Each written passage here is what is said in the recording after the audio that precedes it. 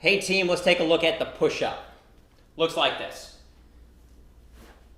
Arms straight out, arms to the side, bend the hands inside the elbow, slide the hands back even with the chest, curl our toes under. Looks like this.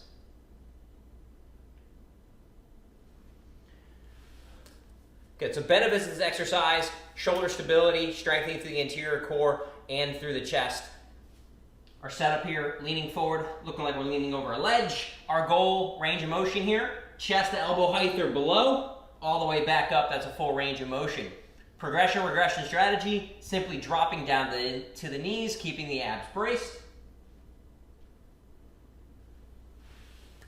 Common faults here is looking mainly at lumbar flexion or extension. As people get tired, the hips tend to drop down too low, or they push the hips up too high. We want to maintain a nice, strong core, really bracing our abs the entire time and squeezing our glute. Rep count, all the way down, all the way up is 1 rep.